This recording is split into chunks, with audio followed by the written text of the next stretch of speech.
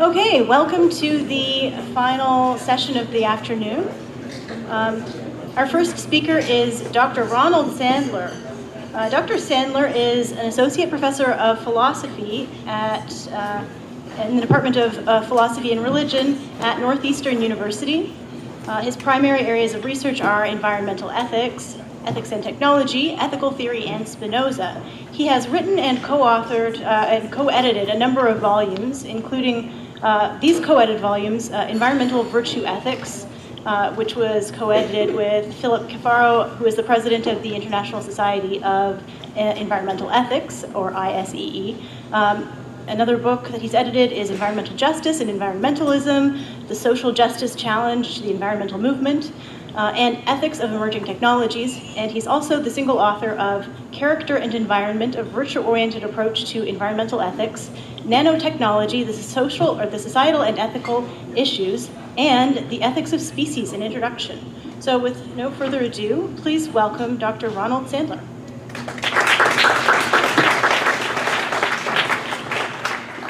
Thanks. Good afternoon. Canadian hospitality right there. Good afternoon. All right. It's that time of day. I'm going to talk about de-extinction, bringing back species that have been extinct for decades or centuries or even millennia. This has gotten a lot of attention in the last 6 months or so, following what was essentially a 2-day celebration of this idea at National Geographic that got spread out through TEDx talks and various kinds of things.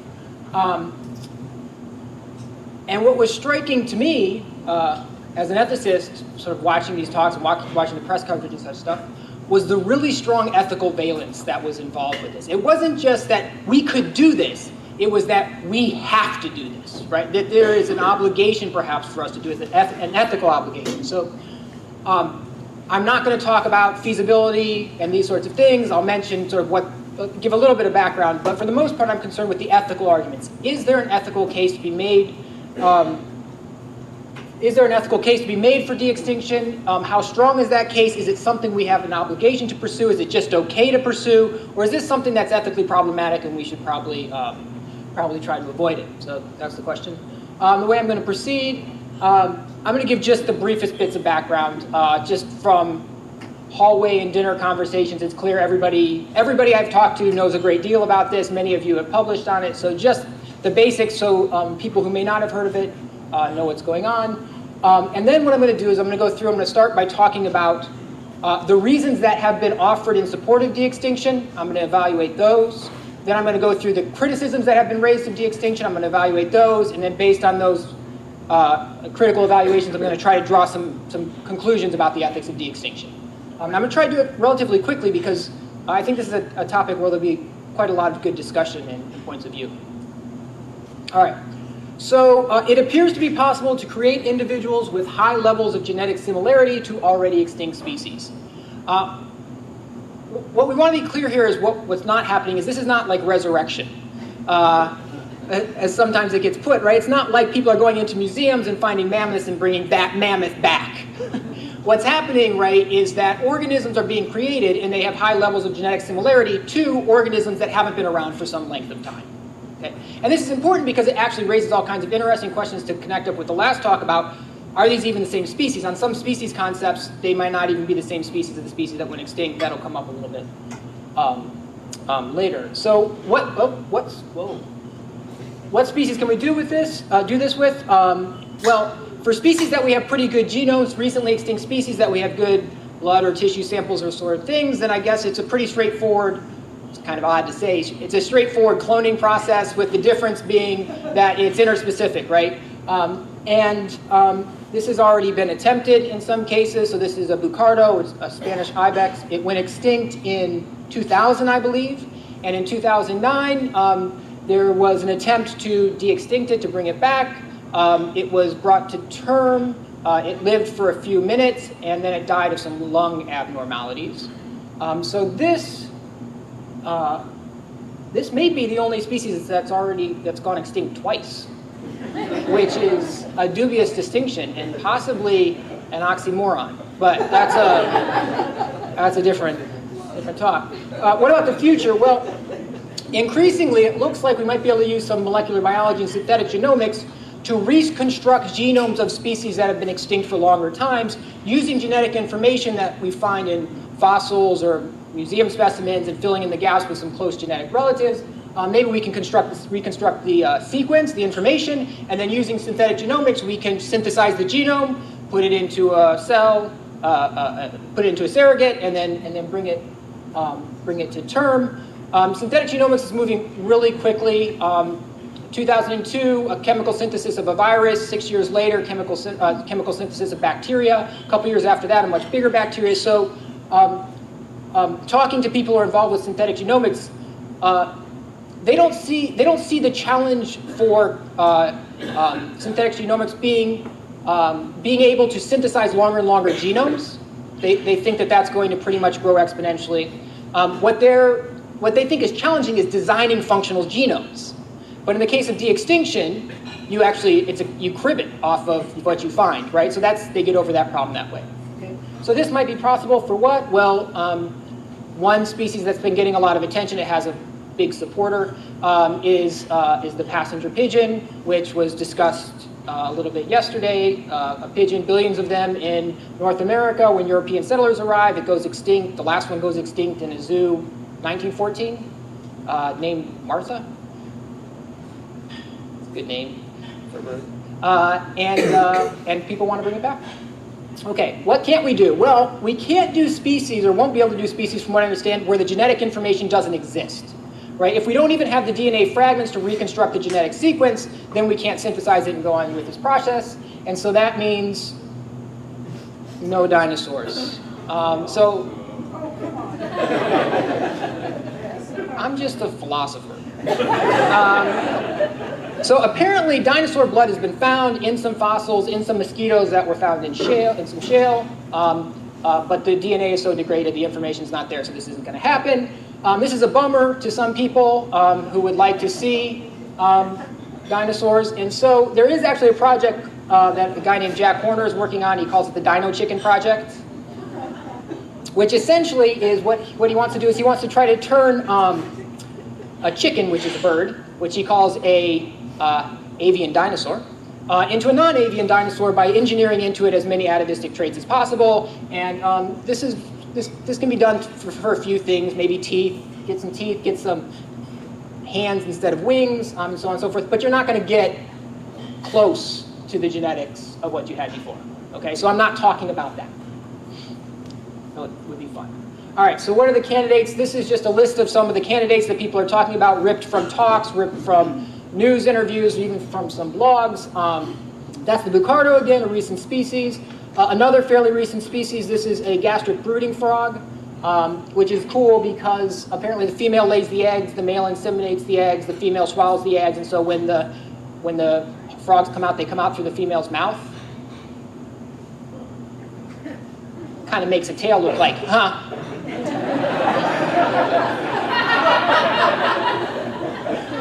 But this one extinct maybe a couple decades ago in Australia, and there's somebody actively working on trying to de-extinct this one. I'd be in for the ivory-billed woodpecker, but I learned yesterday that it's not actually extinct because it's not been 50 years. I think there may be an epistemological, ontological problem there, but fair enough. Black rhino is another one, and then more distant, the thylacine, which is a Tasmanian tiger, which went extinct in, I think, the 1930s. The passenger pigeon, then going back further, things like the mammoth. Apparently there's some Japanese researchers that are working on the mammoth. Okay, so that's the brief, quick, and dirty background. I apologize to the scientists if I got any of that wrong, and now let's do some ethics. So when thinking about the ethics, the first thing I want to do is make some distinctions that I think are really useful as we go through and do the ethical analysis. And the first distinction is time scale. How recently has the species or the type of organism gone extinct? Is it quite recent? Has it been a bit longer, or is it quite distant? This is relevant for a number of things. It's going to be relevant to whether or not they have, right, their ecological habitat is still around. It's going to be relevant to how easy the de-extinction is going to be, because it's going to have implications for the quality of the genetic data that's available and so on. The other dimension that I think is important is revival scale.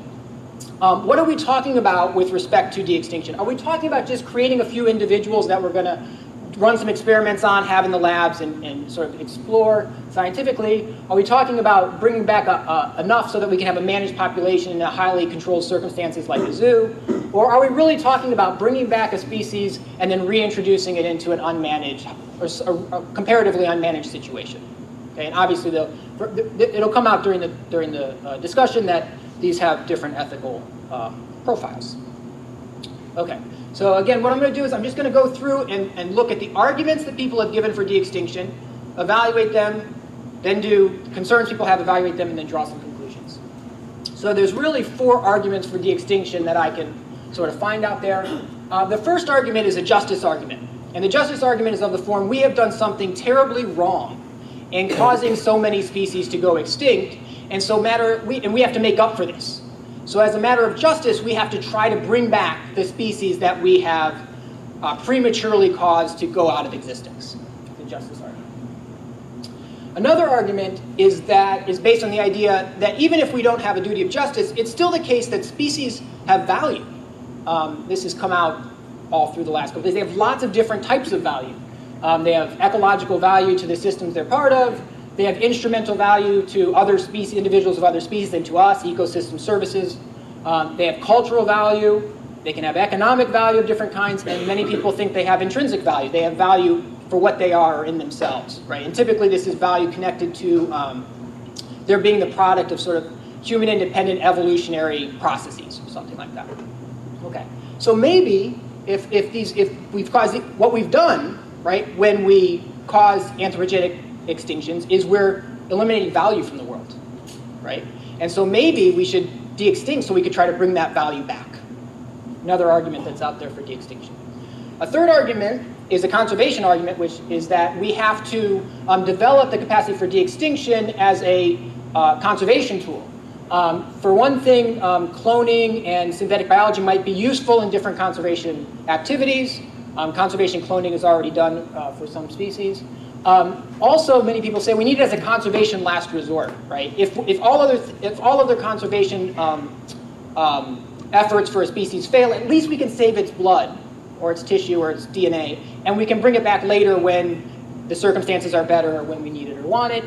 And also, it's been suggested that de-extinction could increase support for conservation, and this actually connects up with the discussion about the California condor earlier, which is, $5 million a year, that's a lot, but you got to see what you really get. You get the scientific knowledge, you get the best practices. Another thing that's happened is a lot of people have donated land, private land, they put into trust for conservation. That's another benefit. So some people said, look, de-extinct the ivory-billed woodpecker, they'll give land, right? We'll get more spaces that'll be conserved. That's another possible benefit. And the fourth type of argument for de-extinction has to do with the value of de-extinction in revived species themselves. Right? Not bringing back value, but creating new value as a kind of technological achievement. Okay. So I'm going to go through each of these, and I'm going to discuss whether they hold up to critical evaluation. So what about justice? So again, the idea here with justice is that humans have done something very wrong by causing species to go extinct. So as we have an obligation as a matter of justice to try to bring them back. Now the standard conception of justice is restitutive justice, I think the most familiar kind, where an individual or an entity that commits a harm or wrong to another individual or entity owes the debt of justice to that entity. Okay, the person or individual or organization, whatever that commits the harm, owes it to the thing that was harmed. Okay. But we start to run into trouble as soon as we ask with de-extinction, who's the recipient of the justice? And the reason we run into trouble, and this is going to sound strange, so I'm going to have to make this argument a little bit, is that species aren't the kinds of things that can be harmed. I said that. Right? Species are not the kinds of things that can't be harmed. Here's why. To be able to be harmed, you have to be able to be made better or worse off, And to be made better or worse off, you have to have a welfare. You have to have some interest or a good of your own or something like that. And species don't have that. Individual organisms that comprise species do. And we can see that when we begin to think about the types of interests that are out there. So one type of interest is psychological interest, right? Wants, desires, intentions, the capacity to feel pain, pleasure, and these sorts of things. Species don't have that. Species don't have minds. They don't have mental states. They don't have experiences. Individual organisms of some species have psychological states, but species themselves don't, right? A wolf does, but Canis lupus doesn't. A person does, but Homo sapien doesn't. Okay? So actually, species can't be harmed psychologically, only the organisms that comprise them. Similarly, and this came up earlier, which I'm glad for, because now I can just say they said that before, species aren't alive. Species aren't living things. Individual organisms are alive, right? Individual organisms have biological interests, right? Survival, reproduction, growth in the ways that are typical of organisms of their type, but the species itself doesn't. It can't be killed, right? Because it's not alive. So if species don't have psychological interests and species don't have biological interests, then species don't have a welfare. They can't be benefited or harmed. Okay? There's a lot more to that argument. I'm happy to talk about it during the discussion. But if that's right, then you can't do a harm to a species. So you might say, all right, well, what about nature then? Maybe the harm or the wrong was to nature. Same thing, right? Nature doesn't have a mind or mental states. Nature isn't alive. Some of the components of ecological systems are alive. They can be harmed or wronged, the organisms and so on. Maybe some collectives are internally organized enough that we think of them as teleological systems, beehives or ant colonies or something like that. But nature itself doesn't have a welfare of its own. All right, and then you say, well, maybe it was the individual organisms, because in causing the extinctions, we had to kill a lot of organisms, right? So maybe the harm or wrong is to them. But the problem with this way of thinking about restitutive justice in de-extinction is that we're not resurrecting organisms, right? We're creating organisms that have high levels of genetic similarity to the things that we might have harmed or wronged in the past. So when you think about justice from a restitutive perspective, it's very hard to see how the model can be applied in the case of de-extinction. Now, we do have another concept of justice that is often applied in cases where there's no ready recipient of justice, right? The individual entity that was harmed or wronged just isn't available for restitution, and that's called reparative justice. And this comes up in cases like homicide or reparations around slavery and things like that. Okay. Now, with reparative justice, the idea or the demands of justice are typically operationalized in terms of acknowledging that the wrong was done, ensuring that whatever wrong or harm was done doesn't cause further harms or wrongs in the future, right, to the offspring or descendants or whatever, and reforming so that you don't cause the same harms again. So what this would mean, reparative justice for anthropogenic species extinctions, it would involve mitigating the impacts of the extinctions on ecological systems, right, making sure that it doesn't cause further harms, and reforming practices and institutions to prevent future extinctions. Right? Reforming ourselves so that we don't do it again. Now, does this support de-extinction? I don't think so. And here's why. First of all, when you think about mitigating the impacts of extinctions on ecological systems, very few de-extinctions are going to do that. And de-extinction itself isn't going to do it. It'd have to be a de-extinction of a species that's put back into its suitable ecological habitat and is beneficial to that system. That's going to be an extraordinarily rare number of species. And the other thing, this goes to a point that was made this morning about political realities, is that rather than being an incentive for reforming, de-extinction might be a disincentive to reform, because after all, it's not a big deal if we go extinct. Not a big deal if they go extinct. We can always bring them back later, right? And so it might undermine the urgency with which we think about extinction. I'll come back to that in a bit. So the justice argument I don't think holds up. If it does, it's a very small number of cases where it's going to work. What about recreating lost value, right? Even if we don't have a debt of justice, species have value, maybe we can recapture that value if we bring them back. Here are some of the types of values that species are thought to have: ecological, instrumental, cultural, intrinsic. I talked about them before. I just want to point out one crucial thing about these types of value is that none of them attach to the bare genetics of the species.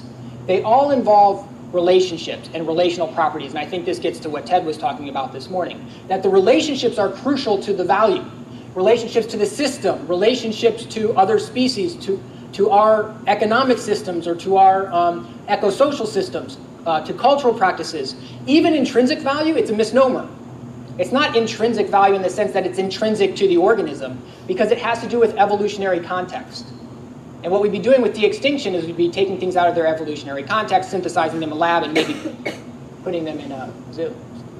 Okay, so here's the interesting thing. De-extinction does not reestablish those relationships. De-extinction by itself doesn't bring back ecological relationships or instrumental relationships or evolutionary relationships.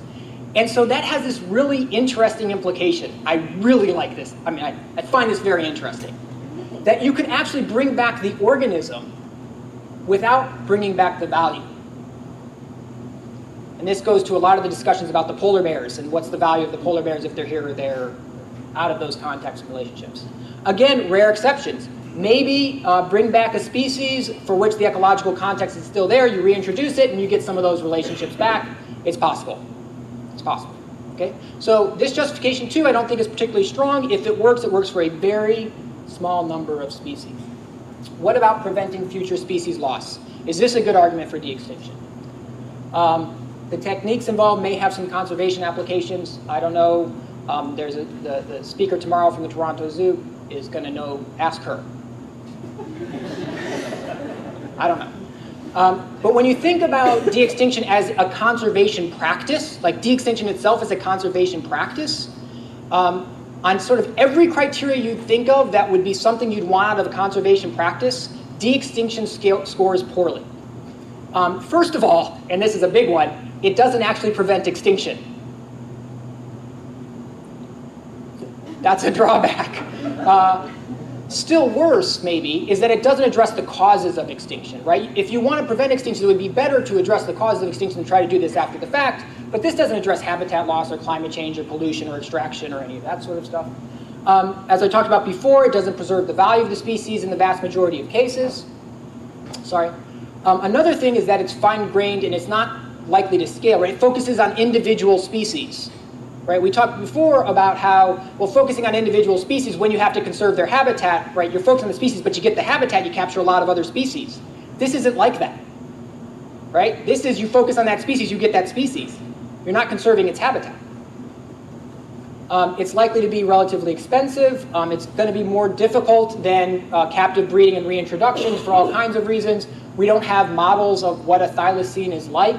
The habitat for some of these species might not be good. They're not going to have social communities. The genetic diversity is going to be low. The causes of extinction might still be operative. And you know, they already went extinct once. So these are not necessarily the most adaptive species in the world. Okay, and the other thing is resource competition. People have raised the concern that de-extinction might compete with resources for other conservation activities which have an already proven track record. Not so much the lab part of it, but when you get into thinking about reintroduction, then it's going to take expertise and resources.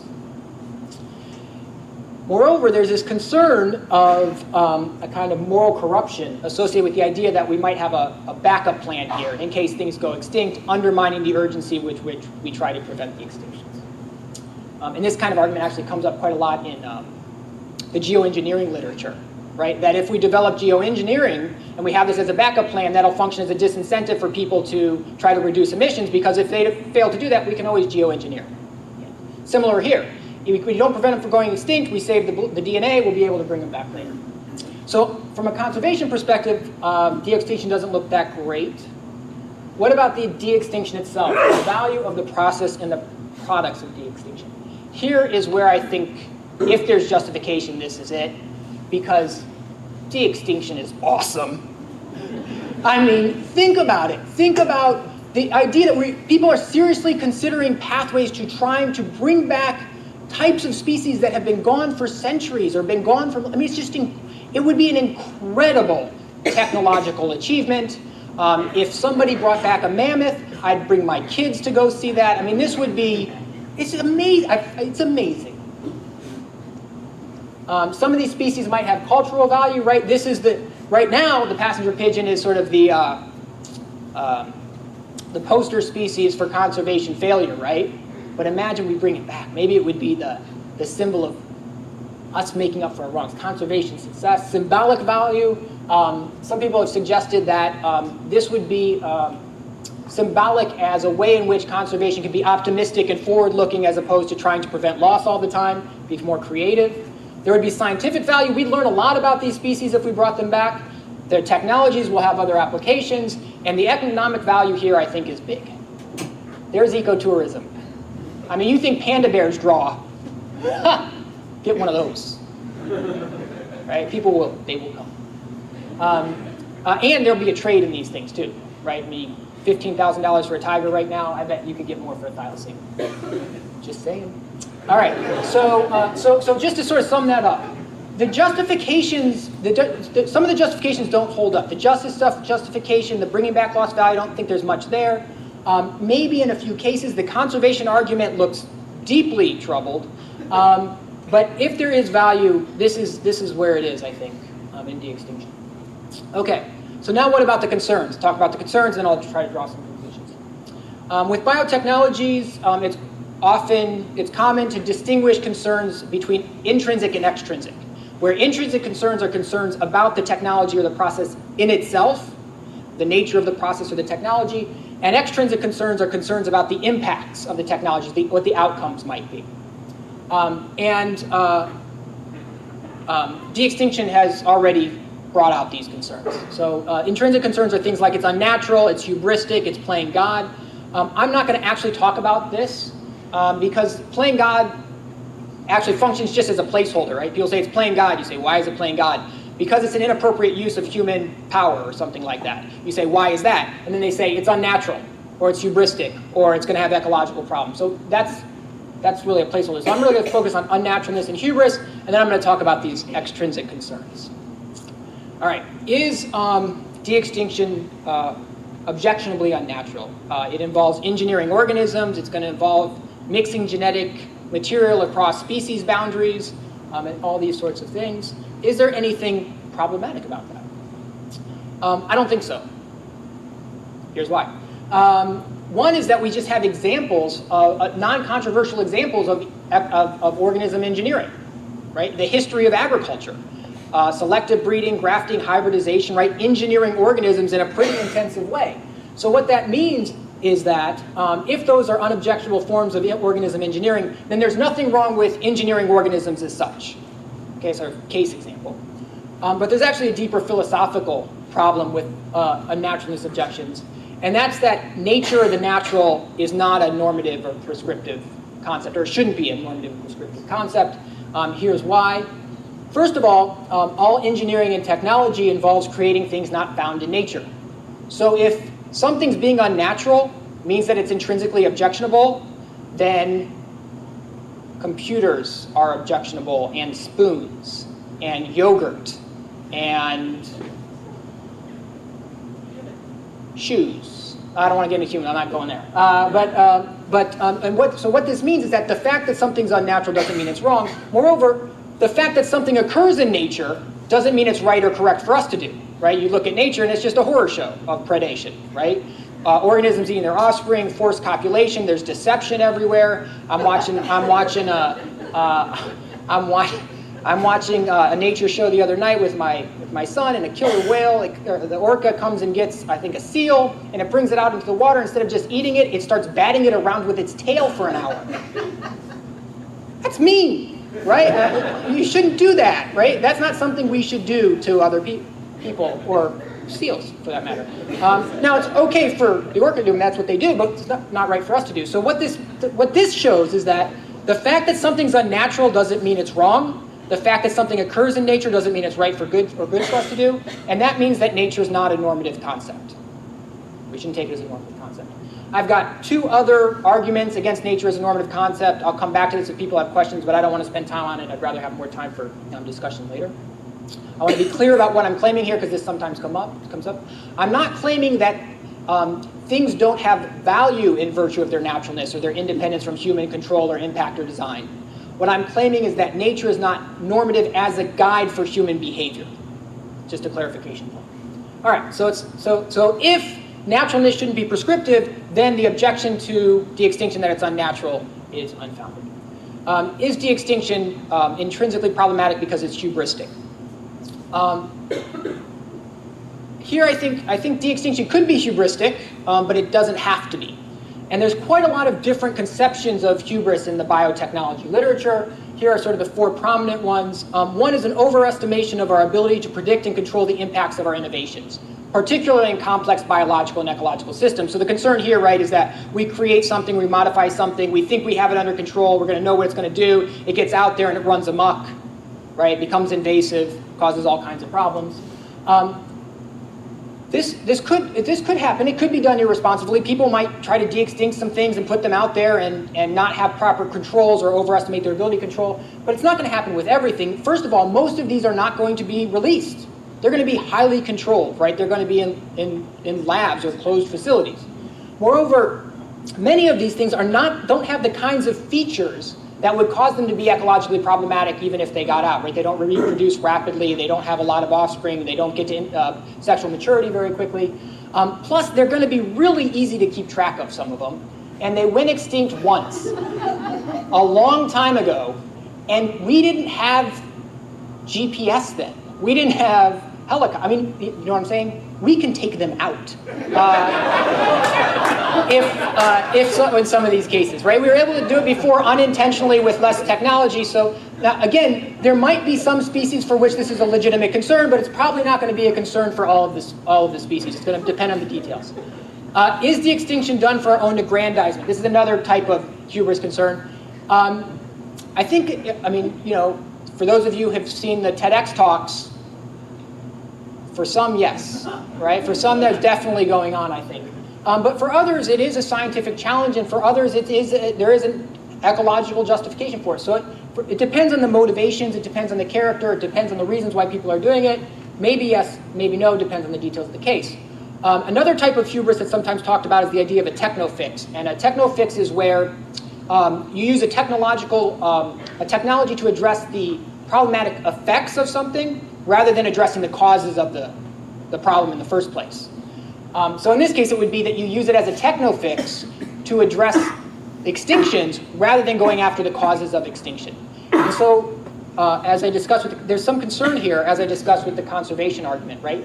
If this is used as a justification for why we do not have to be as aggressive in trying to prevent extinctions in the first place and going after the cause, then we have a techno-fix problem.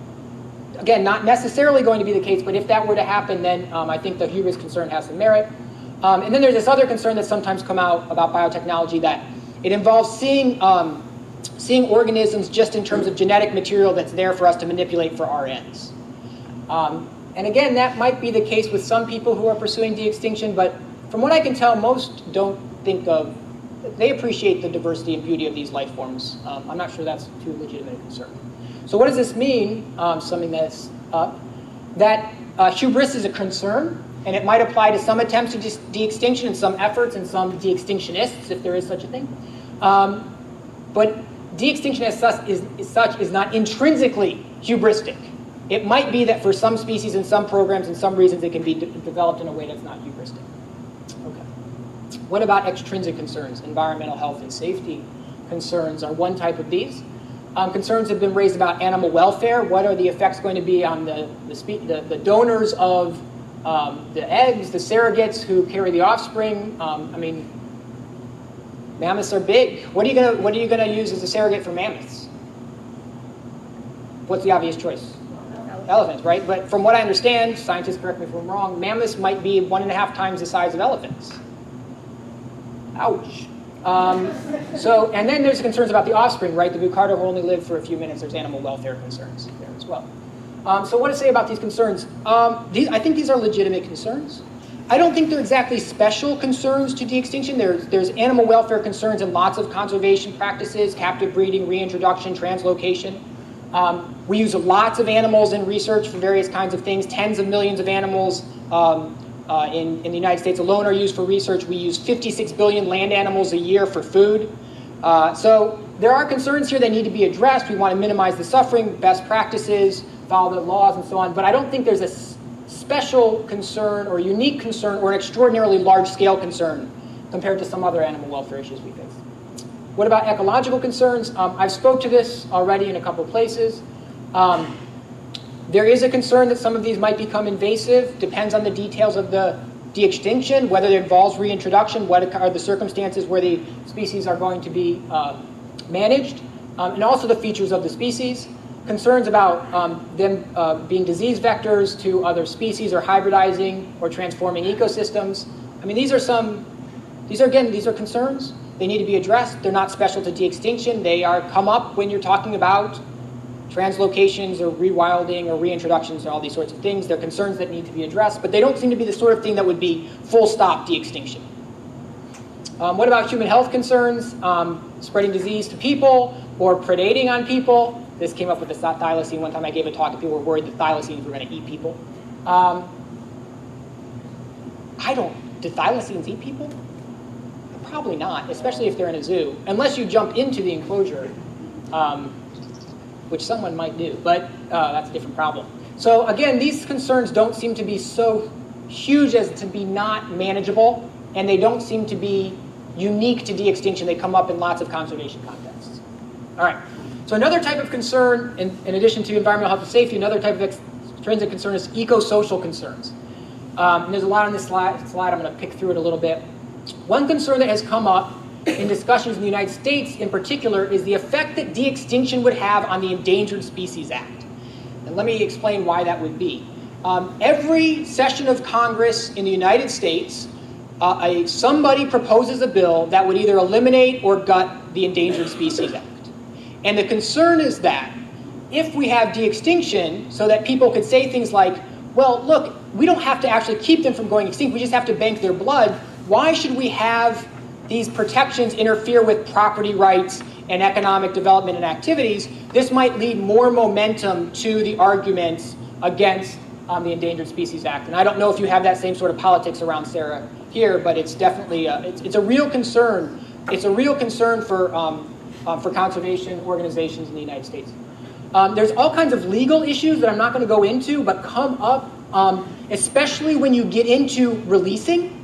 And there's all kinds of really interesting legal questions because depending on how you answer, the status of the species triggers different types of laws. It matters whether or not the species are considered native or exotic. That affects where you can reintroduce them and how you can move them around. Are they genetically modified organisms? There's laws that pertain to that. Are they endangered species?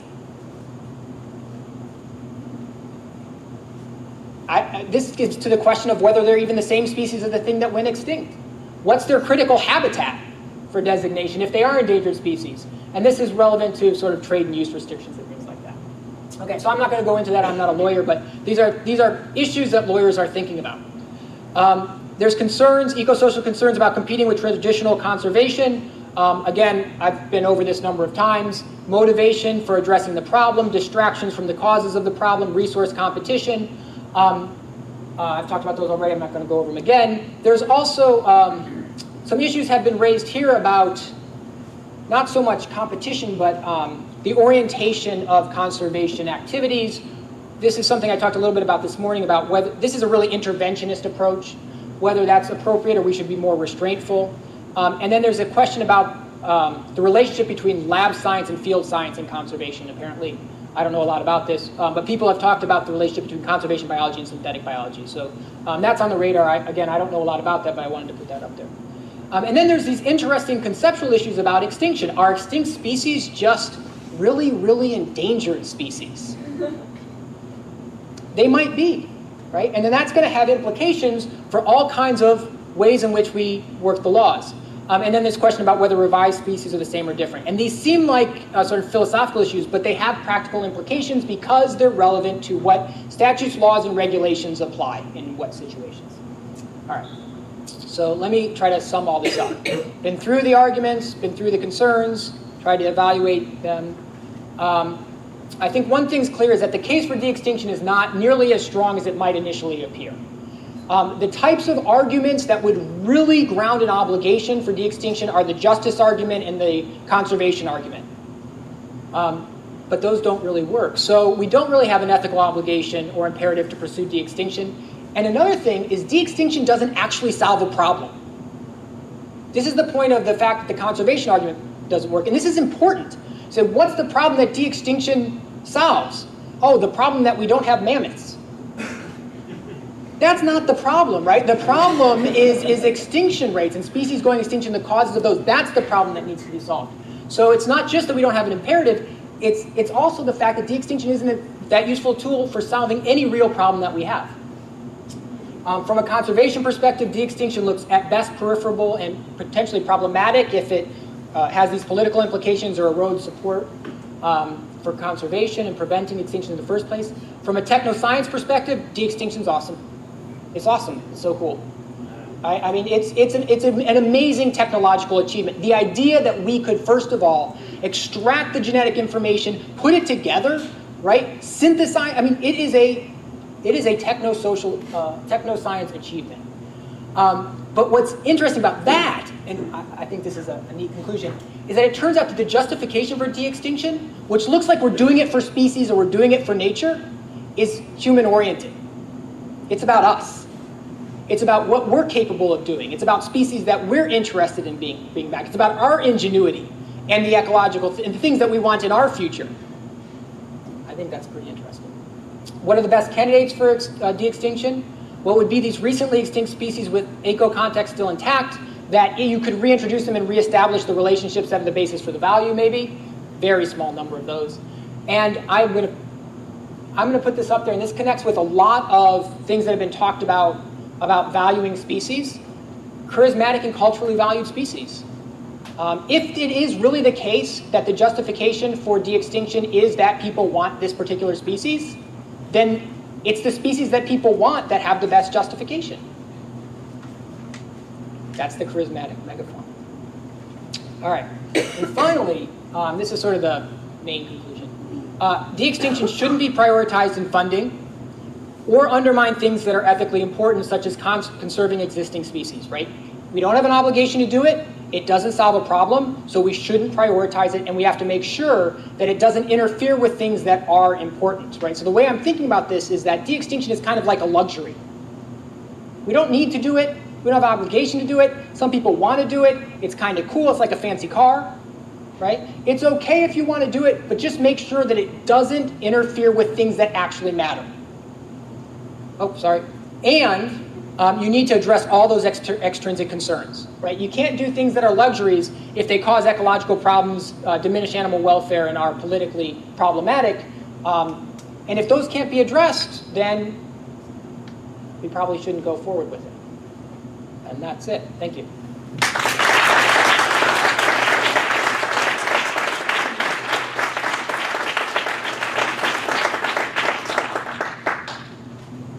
Okay, so there's some time for some questions. If you're at the back, you might want to gesture even more wildly than at the front, just to make yourself visible.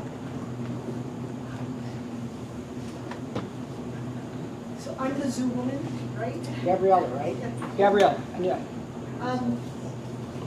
So I just wanted to clarify, because it may help just stop the discussions short.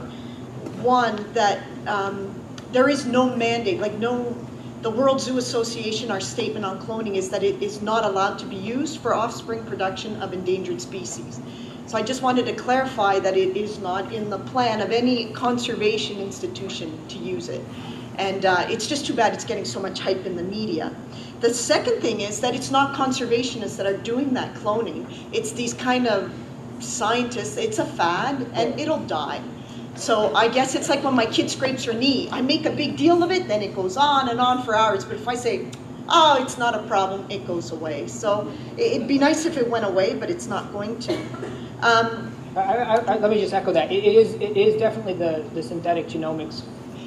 There's a lot of interest there, and they're definitely pushing this. Yeah, exactly. So you'll notice that, so there are a group of us that do cloning in the zoo world, but we're not allowed to make offspring, and we're doing it to understand what these embryos are. So the one thing people don't get is you're not making clones. Well, but there have been cases, right? Yeah, and that's, one is coming out of San Diego Zoo. Right. They're geneticists, and they pulled a couple without the authorization of the Zoo Society. But the research that we're doing on cloning is understanding what the embryos are, right? They're going to carry mitochondrial DNA forever of a domestic species. So is that what you want to create? We don't know what that means. And the last thing is that these guys are now loaded. What an amazing way to get funding. The Spanish group, He's got $1 million now. He's never going to reclone that Picardo, but now he can fund his lab for the next 10 years. So, and I'll tell you, in Canada, I can't get a cent out of NSERC, which is our granting agency, to conserve any species in my zoo, but I got $250,000 to do a cloning project. So what do? I use that money to grow embryos, to understand embryos of all species. So it's unfortunate, it's just the general public doesn't understand. But the brooding frog case is being pursued, right? The brooding frog's is the only one, and the reason for that is the amphibian crisis is so huge that they are desperate. The amphibian researchers are desperate, and they've asked us cloners if we'd pick up amphibian cloning, but that's the only species. Thank you. Helps. Since I have a microphone, your talk is not only naive, it's venal. And I think you need to think very carefully about what you're saying. If I had a polar bear in my test tube, what would that do? It would allow people to burn fossil fuel in an unlimited way, drive the polar bear to extinction, and then say, it's okay, we can bring it back. And the reason that what you have said is venal and why I so strongly disapprove of it is in that process you would have eliminated a very large number of your First Nations. The notion that conservation is about putting something back from a bloody bottle totally misses the point. Species exist where people are, and those people have rights, and you didn't bother to consider them. De-extinction is a very, very bad news. And while I sort of appreciate your good humor on this, you need to think about what the political consequences of these ideas are. Okay. I can't believe I'm going to say this, but I think we agree. Right? I mean, so the argument I gave was that if it does in this way, if it has these political consequences, then it shouldn't go forward. Right? It was completely sensitive to that, and the cultural values are relevant there. So I acknowledge those as well. So I don't know. I mean, let me put the conclusions up there. The conclusion is it shouldn't be prioritized. If it undermines things that are ethically important, which is what you're saying that it's going to do, then it shouldn't go forward. And if you can't address all these concerns, then you can't do it. And that's exactly what you're saying. You could have said that in one sentence. Well, I mean, you know. And sat down. Or alternatively, you can look at the arguments that people are actually giving, show why they fail, and show why they're problematic. And so that's what this was an exercise in. So I think, actually, the conditions that you're saying down are exactly the conditions that I've suggested are the conditions under which it wouldn't be defensible, right? But I do think it's a worthwhile thing to look at the positive arguments they're giving, find out why they're wrong, show why they're wrong, and make that explicit. Otherwise, you're just shouting at people.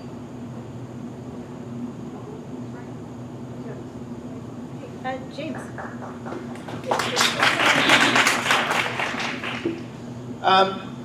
So I'm a little distracted by the previous discussion. I'll attempt not to incur Stuart's wrath. So you pointed out at one point that de-extinction doesn't solve problems. I hasten to add I'm not a fan of it. But that seems to be a contingent feature of it. So New Zealand is a country that's lost a lot of species relatively recently, and that's because humans only discovered it relatively recently. And in particular, we lost our top predator. We're the land of the birds, so we used to have an eagle, Haast's eagle, that was larger than any existing eagles, and we now have no top predator, and we have a serious pest problem, and I'm not saying that people would want to bring it back. They would be concerned that it would eat sheep or people or who knows, but we do have a hole in our ecosystem. And actually, people do propose bringing in eagles from elsewhere, and New Zealanders don't want them. They're not our Could be. So you can say, I mean, what if they propose American eagle? Right? Oh. We like you, of course, but we don't want your eagle. Yeah. I mean, you can see cases where there's a hole that this could fill. I grant you, mostly, if it happens, it's not going to be founding real populations. But again, I think you shouldn't underestimate the enthusiasm of some people. They will try and use them to create populations precisely for the arguments that you just raised, because they will want them to seem, to seem a more bona fide project.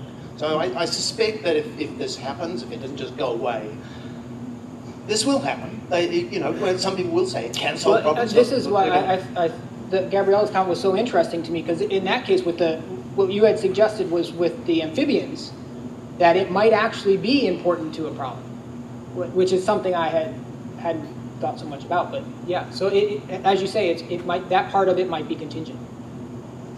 And I thought that would be interesting if if really things are so desperate. That's that.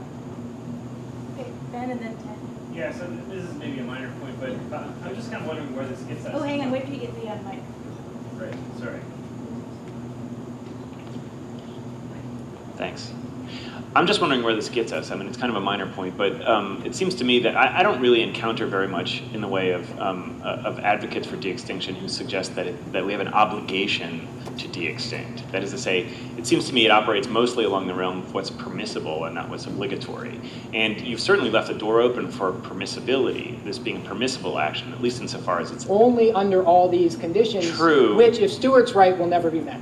Okay, that's true. And then so the follow-up question there about prioritization is whether or not, I mean, there are certainly many, many other activities to which we dedicate funding and resources, including things like space exploration, ocean exploration, and so on, that, are just prioritized according to different, they're synchronous, I guess. Yeah. So I mean, why does that particular prioritization point follow from what you've just argued? Well, so one thing I'm not sure if this gets to your thought. So when you're talking about scientific research, you want to take some of this stuff into consideration, right? And they're going to be different for space exploration than it is for de-extinction. But the other thing is,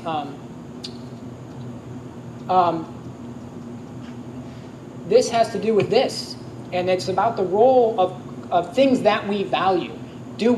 So part of the argument for space exploration, of course, is scientific understanding and knowledge creation and so on and so forth, but also that and historically, right, there's geopolitical and there's economic and there's lots of other sorts of things. So you would I guess my answer to your question is it's going to depend on the details about exactly what values are in place. And in cases where we have to make decisions about something what we might call pure research or science, or if there is such a thing, then sometimes this kind of stuff might be appropriate. It should be what taxpayers care about.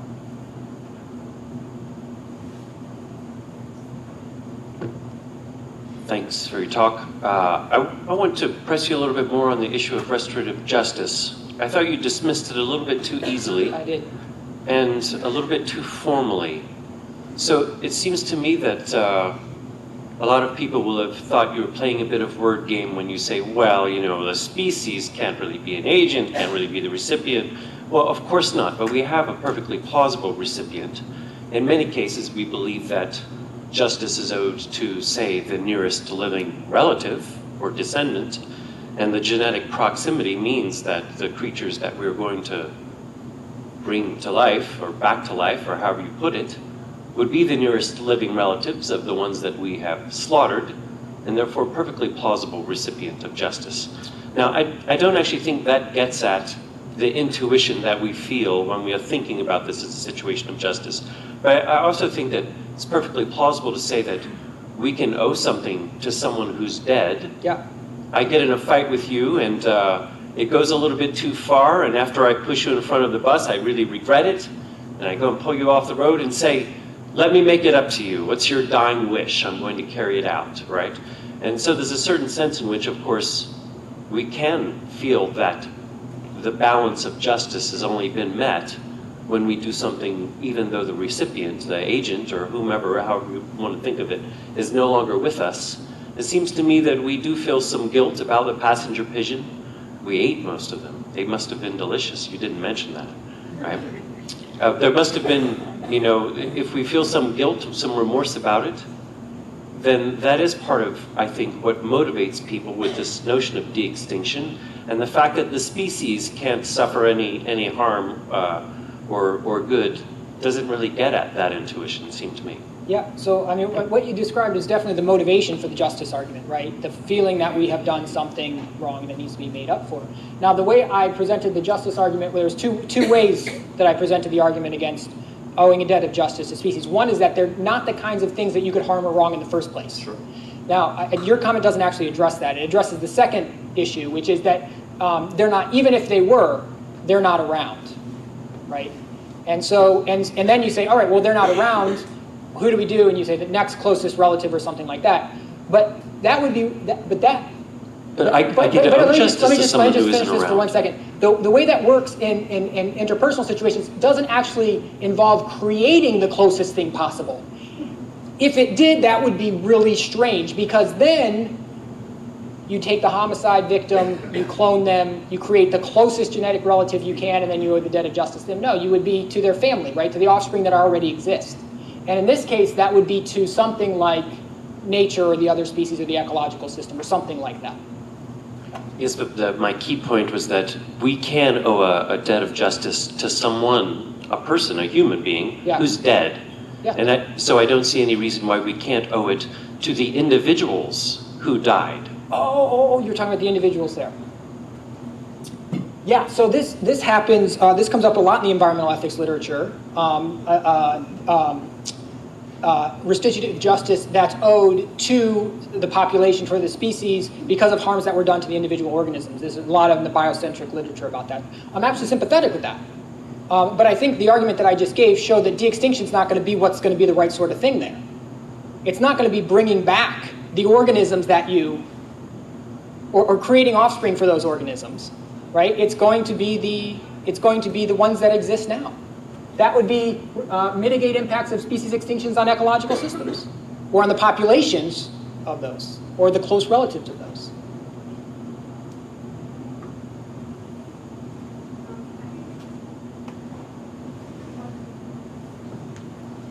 Thank you. My question is related to the issues of justice and social conservation that you talked to in relation to de-extinction as not holding up in terms of ethics, in terms of de-extinction. And so I was feeling myself bumping up epistemologically during your talk on a number of things, being an Indigenous person. And I started asking myself what it was about the logic of your argument that was doing that to me. And so here's my question, and I'm not a philosopher, so it's okay to go back at me at this. But if social justice, or justice doesn't hold up ethically for de-extinction, and social conservation doesn't hold up ethically for de-extinction, then isn't it also true that justice and social conservation are not ethical arguments and don't hold up for extinction? Can't you just turn that around on itself with your logic so that extinction, through what you were saying, I understood as perfectly okay? Did I get that Oh, right? I hope not. That's what it sounds like So with de-extinction, your logic. extinction is bad. That's the problem, right? And the point was that de-extinction doesn't address that problem. That's a big part of the conservation argument, right? It doesn't prevent species from going extinct or addresses the causes of extinction. With respect to cultural value or social justice as a value and what does it do for justification, I recognize that, which is why at the very end I say, if there is species for which this is, it's going to be these ones. And I actually, by culturally valued, I mean to include social justice considerations. And actually, I think this is why it's so interesting in the talks that we've had earlier, that the focus on prioritization hasn't allowed for those considerations, right? It's strictly what's the numbers and what's the likelihood of coming back, of the recovery. Because interestingly, right, so imagine you have two species and you have to choose between one of them, just for resource issues. Ideally, we don't have to, but we have to. And they're the same with respect to numbers, and they're the same with respect to likelihood of success in conservation, right? Except one is culturally valued and one's not. That strikes me as a perfectly good reason that ought to be included in justifying why we'd go for that species. And if we exclude it, we're not being objective, we're ignoring something that's a fact about the world that needs to be taken into consideration, right? And that's why I include it here, for the same reason. That if we have to discriminate between which species that we're going to bring back, then that's the kind of consideration that ought to be taken into account. So I think that value matters, and I try to incorporate it in both scenarios. So we have time for one more question, and that's to Ursula. Thank you. I thought that was a very thorough discussion. So I agree with what you're saying. I'm just sort of wondering whether a lot of these arguments wouldn't also be equally valid against reintroduction of species. And honestly, I can't often really tell the difference. I mean, like the bucardo, which actually technically is a subspecies, so there's 4 subspecies of Iberian ibex, and this is the Pyrenean one, that has, as you said, very recently gone extinct. So if we were able to de-extinct it more permanently than the, 7 minutes that one lived, and we reintroduced it in the Pyrenees, how would that be really different than if we still had, or if we took one of the other bucardo populations and reintroduced those? I mean, in a lot of cases, you asked sort of, is our problem that we don't have mammoths? Well, no, it isn't, but because that's what was a long time ago. But when you ask, are we missing passenger pigeons, or is that a problem? I think a lot of people would actually say, yes, that is a problem. Or in Tasmania, when you ask, is the thylacine no longer being there a problem? And we're sort of on the borderline here between ecological and cultural arguments, right? Yeah. But I mean, I'm not seeing how a lot of the arguments that you showed, I think very lucidly for and against, how they're really that different for not de-extinction, but reintroduction of populations in particular areas where they've disappeared. Yeah, there's definitely would need to be work done on defining what a problem is, and talk about that. But the difference in those cases is going to be in here, right? So, in de-extinction, we have these ecological concerns that's going to become problematic. Well, that's certainly a concern in reintroductions, right? But the point is also that they're sometimes supposed to be ecologically beneficial, right? And in the case of the justice argument, right, it's much easier to do, right, because we have extent individuals. For you, Ted's argument there will actually work, right? But that's true. They're not going to be as similar. But you have a non-identity problem with the de-extinction case that you don't have in these other cases. So the difference is going to be in the details. It's going to be in this stuff right here. Why are people doing it? What are their motivations? It's going to be how much information do we have, and what are the likely impacts going to be? I mean, it's going to be in exactly the kinds of things that we think about or people think about when they ask whether or not a translocation should occur, right? And whether or not it comes out this way or that on these scales, right? Some of the other things aren't going to apply, but in these issues, the things that make de-extinction objectionable, the political concern, not nearly so much with the reintroduction, right? And the political concern is one of the main reasons why it might be a no-go. So there's going to be differences that way, in the details and in ways some of the concerns apply. Just like they apply differentially to different kinds of reintroductions or translocations or things like that. Okay, on that note, let's thank our speaker, Dr. Ronald Sandler.